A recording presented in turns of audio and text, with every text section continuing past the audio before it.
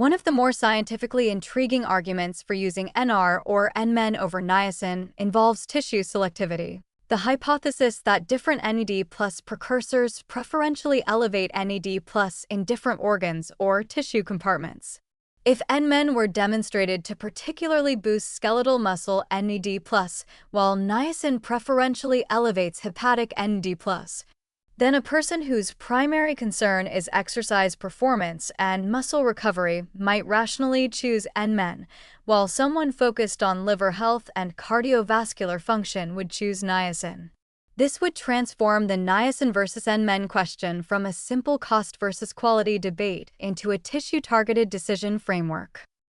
The honest assessment of where this hypothesis stands is that it's interesting, plausible, and poorly validated in humans.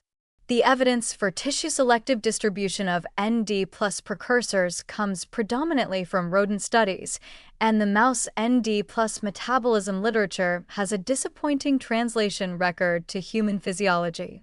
Muscle biopsies and cerebrospinal fluid sampling, the invasive methods that would actually validate tissue-specific claims in humans, are obviously impractical in a research context and essentially impossible for consumer self-monitoring. What we're left with is a theoretical architecture built on animal data and mechanism plausibility, not human demonstration. Within the available evidence, there is a tentative framework that at least aligns claims with the supporting data.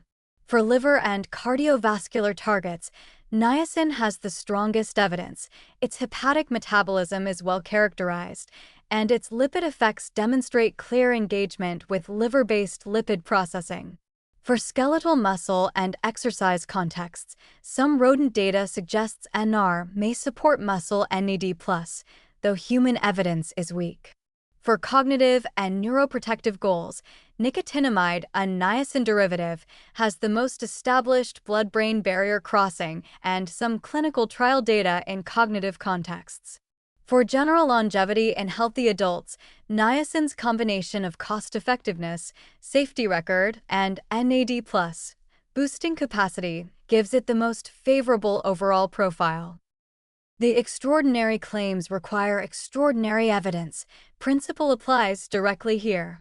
If a supplement company is charging a premium on the basis that their compound specifically targets your brain or muscles better than alternatives, the evidence standard should be human tissue measurements demonstrating that effect, not rodent data or theoretical transporter arguments. Currently, no NAD+ precursor has that level of tissue-selective human validation.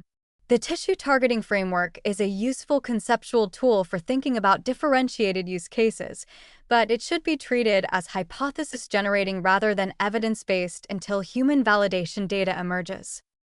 This is an area worth watching as trial methodology improves and measurement technology becomes more accessible. The possibility of tissue-selective NAD+ strategies is genuinely exciting from a precision medicine standpoint. Right now, though, making expensive supplementation decisions based on this framework would be getting ahead of the science.